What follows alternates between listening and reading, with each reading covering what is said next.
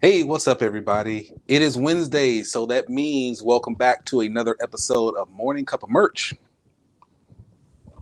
And if you are watching this version on YouTube, you know that I did my unboxing of my MCOM shirt last. I take that back. My MCOM coffee mug last week, and that's what I'm using this week. And I think I'm going to use it for a couple of weeks too, because it's the show, right? So let's get right into it, y'all. We have a lot to cover today. A lot to cover. So in a little bit of merch news, and if you listen to the 4554 podcast on Monday, I talked about the ongoing battle. It seemed like a whole Shopify show, right? But this battle between Rage On, the print-on-demand platform, and Shopify, and to where Shopify just shut down the Rage On stores. So I would absolutely encourage you to go back and listen to that podcast. And if you are a member of the Coffee Crew, you get the video version of the podcast at buymeacoffee.com/Nick Eden. But let's just go back and talk there. We're going to talk some merch news, and this is really centered around the custom T-shirt printing market, which I am really excited about because the market growth that I see for it is ridiculous. So just pulling up some news here. This research was actually done by researchcorridor.com, and it's about a little under a month ago. And it talks about the global custom T-shirt printing market size and how it was estimated in 2020 at around $3.8 billion. Let's really just dig into that. $3.8 billion, billion with a B, in the custom T-shirt printing market. And they accounted for it to grow a significant compound annual growth rate of 9.8%. Now, for those out there who are great with percentages and math, go ahead, leave a comment on YouTube, leave me a comment on Merchant and Mail, because I'm not the math guy. Sounds crazy, right? Being a business owner. I'm not the math guy, so I'm not going to embarrass myself on my podcast and my YouTube channel. But 3.8 billion in 2020 and estimated 9.8% growth over the next 6 years. This is 2021 to 2027. That in itself is ridiculous. So I started reading the research just a little bit more, and in my mind, I'm like, okay, if we're talking custom, we got to be talking, okay, that means custom stuff on Etsy. That means Zazzle came to mind. And it's because obviously, I'm looking at it from the mind of a seller. And those are platforms that I know that are performing significantly well. But I will say this. I was pleasantly surprised to see that was not the number one. What was actually the number one projected marketplace is Cafepress. As a matter of fact, as I look through, Zazzle is not even listed in their top 10 key companies. Cafepress, Custom Ink, Custom Thread, Ink Garden, Printful, Spreadshirt, just anything but Zazzle, which blew my mind, and it actually got me thinking, well, what's going on with Cafepress? What makes Cafepress seem like it's the obvious choice, or it's the key company that comes with it? And it made me do a deep dive into Cafepress, because Cafepress being one of the earlier PLDs out there, I know a lot of people have just really kind of not necessarily abandoned it, but the focus is just not necessarily on Cafepress as it was when the company was founded in, say, 1999, right? So since we were doing a PLD spotlight anyway, I thought it'd be a great idea to just go ahead and do this on Cafepress this first week. So let's jump right into that. So Cafepress, founded in 1999, it was acquired by Snapfish in 2018, and then in 2020 it was acquired again by Planet Art. So it's had a couple of owners. I looked into the traffic site, namely, first I went to Alexa. No, not you, Alexa. Alexa, stop. Yeah, I got to take Alexa out of the room when I'm doing a show. But just looking at it and seeing some of the keywords. But before I get into that, let me go to SimilarWeb. So according to SimilarWeb, Cafepress has 2.62 million unique monthly visitors. That's crazy, right? Because we don't think about, again, when we're looking in the grand scheme of print on demand, a lot of times we're not looking at places outside of Merch by Amazon, Etsy, Spreadshirt, Redbubble, TeePublic, all those different types. Especially something, Cafepress. You don't see a lot of videos on it anymore. You don't just see just a lot of general interest from the POD community in it. But when it comes to custom printing, it's interesting because it made me go to the site and actually look at it. And I learned a few things.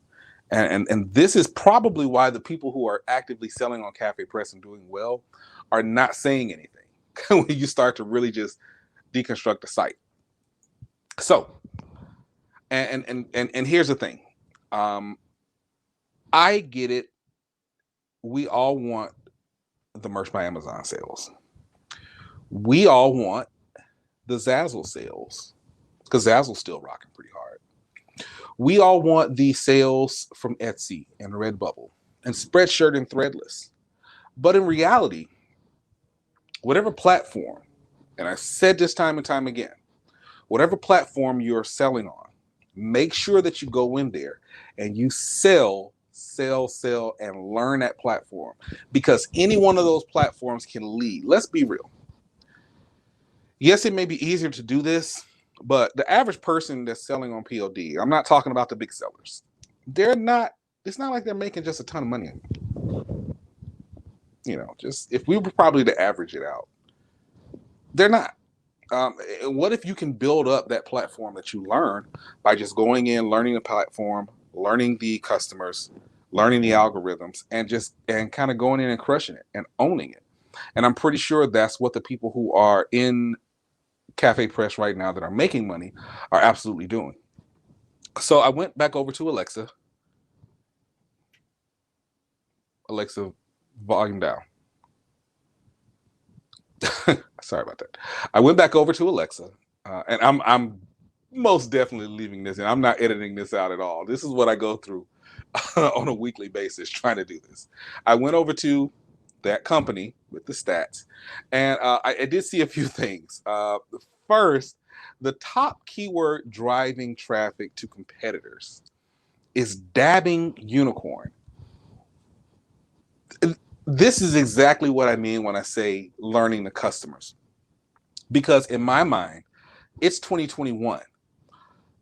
Dabbing was done in like 2019, in my mind. But clearly people are still going, and they're going significantly over to the competitors to find dabbing unicorn shirts. Like, who the hell is still wearing a dabbing unicorn shirt in 2021?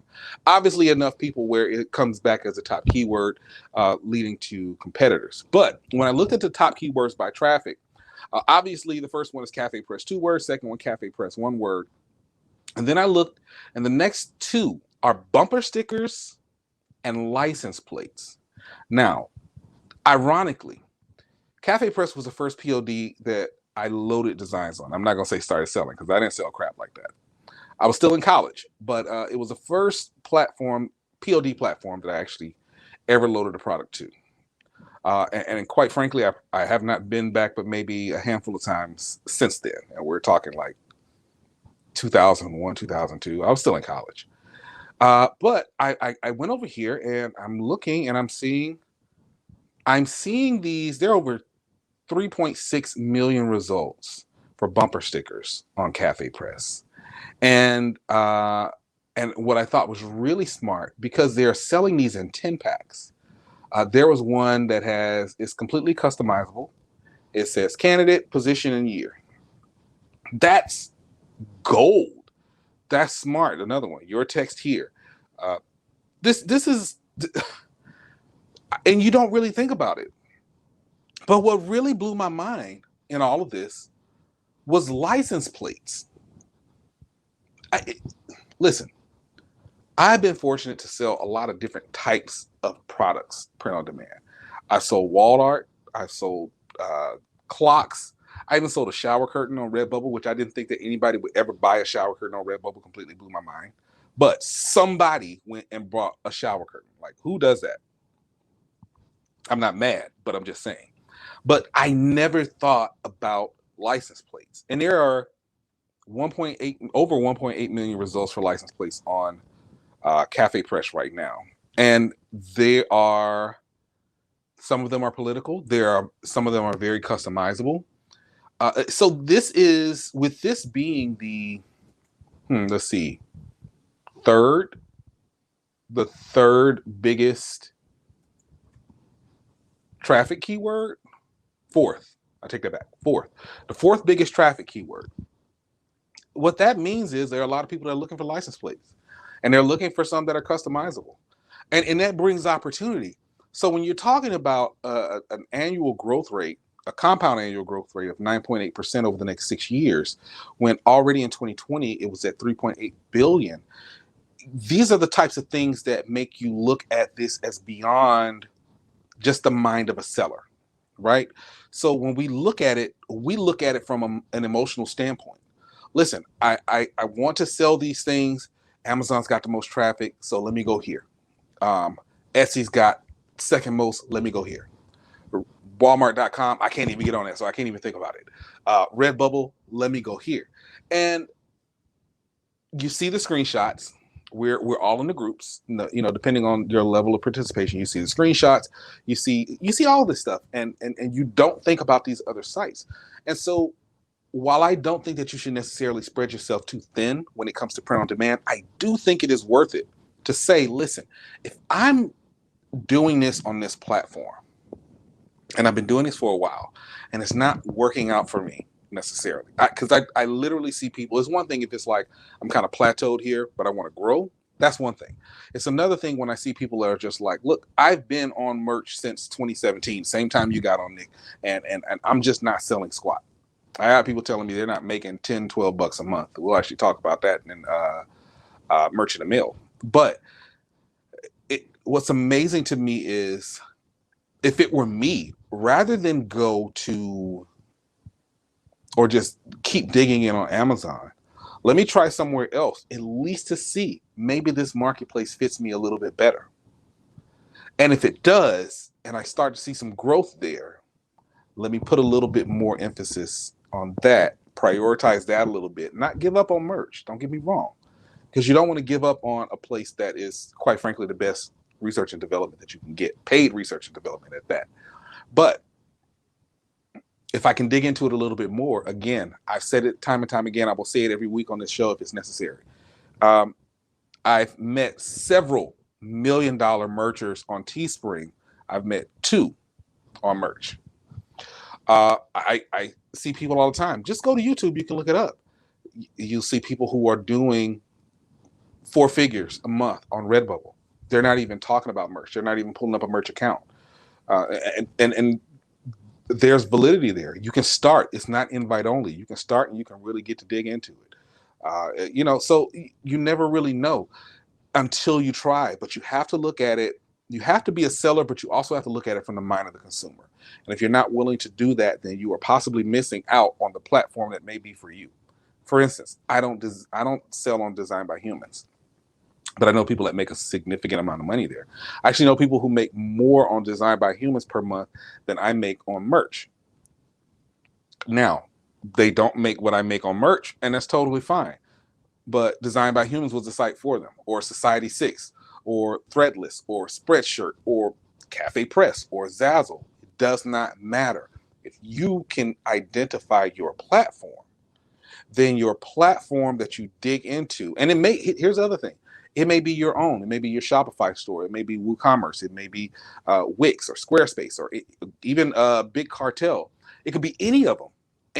But getting into your platform, or the platform that's best for you, learning those customers and doing what those customers want, that is more valuable to you. And I can't believe I'm about to say this, but that's more valuable to you than this show, than Merch Money, than RJ, than Hella Bella, Lisa Irby, any of these content creators out there, because nobody can tell you your day-to-day but you. And if you get in and you actually learn these platforms, it doesn't matter what the screenshots in whatever merch group says. If you know that I'm doing this and it's growing here and I just need to double down on it, plain and simple, hard stop. That's it. So it's interesting to learn a little bit more about Cafepress. I have not been there for a while, and you know what? Maybe I'll start looking at it a little bit more. Maybe we'll start covering it a little bit more and talking about it a little bit more, because clearly something about it is saying, look, this is going to be the market leader in custom T-shirt printing going forward. And so, if you are not selling on Cafepress and you're interested in it, go to www.cafepress.com, sign up for an account, start designing. If nothing else, I'm definitely looking at getting into these license plates. Bumper stickers, well, you know what? You never know. Design what sells, right? So, you know, this would generally be the point where I say that's it for today. And I was going to make Merch in the Mail a segment that was exclusive to the podcast.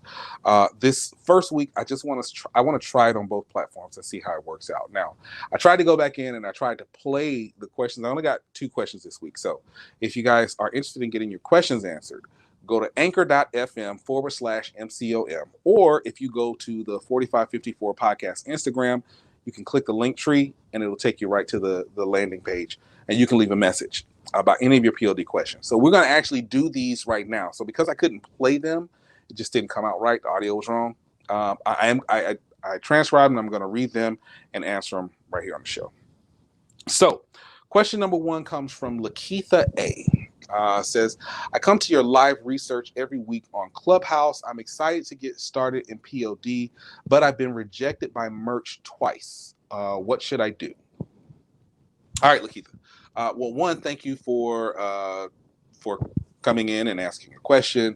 Always glad to answer. And thank you for coming to my live research. Guys, I do my live research every Tuesday on ClubHouse at 11 a.m. Central. And we go in, we find low competition niches that sell on Amazon. I will start trying to switch that up in terms of the platforms. I've done Redbubble before because everybody's not on merch, i.e. Lakeitha.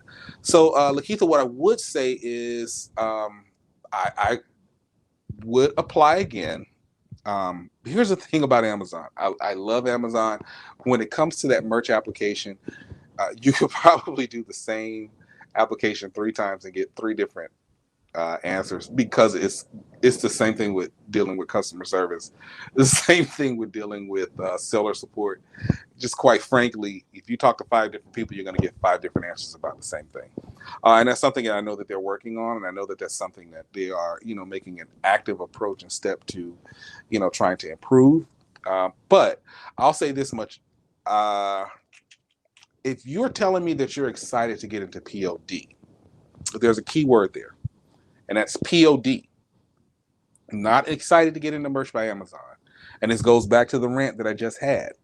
It doesn't have to be on Amazon. If you're excited to get into PLD, then you have a virtual buffet of platforms that you can actually go in and sell on. So even if, so let's say you've got 2 times that you've been rejected by merch, which means you've waited at least 2 weeks. Let's talk about what you could have done in those 2 weeks. In those 2 weeks, you could have set up on Etsy's marketplace, connected your Printful account, and started building out your store and selling products. You could have signed up for Redbubble and have already loaded in 2 weeks. Let's say you did, a design a day. That's 14 days. That's 14 designs. You could have set up your TeePublic account. You could have set up on Spring or Threadless or Spreadshirt or Zazzle or Cafepress. You could have already been selling. So if you're excited to get into it, and I understand that, especially for a lot of people who are on ClubHouse and they're just trying to find out what ventures they can get into, I would say this: get on these other platforms, because I talk about them there. I definitely talk about them. Get on these platforms while you're waiting on a yes or no from merch, and maybe it's just not in the cards for you right now to be onto merch. I will say there is something to filling out all that information. It just is. Giving them a website where they can see. And here's a beautiful part about it. If I'm already set up and I'm selling on Redbubble or TeePublic or Etsy or Spring, then I have a website now that I can link there to show I have active designs. Maybe that's the reason. Maybe what you categorize yourself as a business could be a reason why you didn't get accepted. Maybe what your reason for wanting to sell on merch is why you didn't get accepted. Who really knows? Like, let's just be honest. I don't have any inside track at Amazon, so I couldn't tell you. What I do know is filling out all the information is what got me accepted. Filling out all the information is what got my wife accepted, and every single person that I know that I personally kind of walked through this whole process to get them into Merch by Amazon. So I would say do that again. I would say definitely sign up on those, pick one of those other platforms or pick two or whatever the case may be. But starting off, I would probably just pick one and work that one. And then when it's time to apply again for merch, when you've got a significant amount of designs on your storefront on the other platform, use that as your website and show them that you are actually actively selling in this place right now. So that would be my advice to you. Again, thank you for coming to the live research on Clubhouse. I appreciate that. I hope to see you next week and the week after and the week after and the week after. And if you all are on Clubhouse, follow me at Nick Eden on Clubhouse. Follow the Print on Demand Success Club on Clubhouse. We do a plethora of things per week related to print on demand. So let's go to question 2. And question 2 comes from Shannon L. Hey, Nick, thanks for this segment. I've been on merch for a year now, and I put up 9 designs, but I haven't made any sales. I'm a bit disappointed in this, and I wanted to know if this really can make money or if it's just a scam. Thanks for taking my question. So let me say this. I think this is more of a business mindset. You've been on merch for a year and you haven't made any sales. You've got 9 designs up. What I would tell you is, 1, those designs are about to fall off anyway. That's first. 2, if within the first 90 days you realize that none of those were selling, and this, hindsight is 2020, then perhaps it's time to cycle those out. As you get more spaces, you can put them back in. But it's time to cycle those out. Ask yourself, take a look at them, audit them. Before you take them out, take an honest look at them. Audit your brand, audit your design itself, audit your keywords. Because what I do know is keywords push your sales on Amazon, even more than a design. I've seen some of the ugliest designs. I've designed some ugly ass shirts that have sold very well that I would never wear. And I'm like, people are still buying this? Good God. But that's not my place as a seller. My place as a seller is to meet the market's demand. And that's your place as a seller too. Don't fall in love with your designs. And I say that being a graphic designer. There are some designs that I absolutely love and they don't sell worth anything. There are some designs I absolutely hate and they've made me a lot of money. So the first thing I would do is audit my designs and audit my my listings. Let's put it that way. And then after that, I would scrap the ones that can't be helped, and then I would do some more research, some more selling designs. If you, I don't know if you're on Clubhouse or not. I recognize Lakeitha's name. I don't recognize yours, even though it's pretty common. But come to the live research, or go to YouTube and just put in Merch by Amazon research. I'm not even pulling you to my page on this one. Go and actually look up research stuff. There's tons of free material out there on researching, and actually give the research a real try, a real try.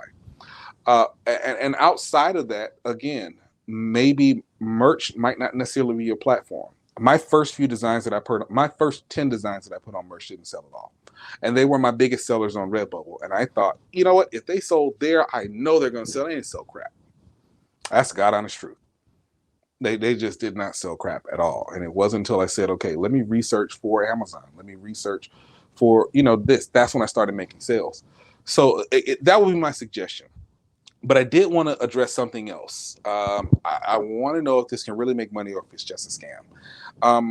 You got to get out of that mindset, man, or man, woman, or non-gender conforming individual.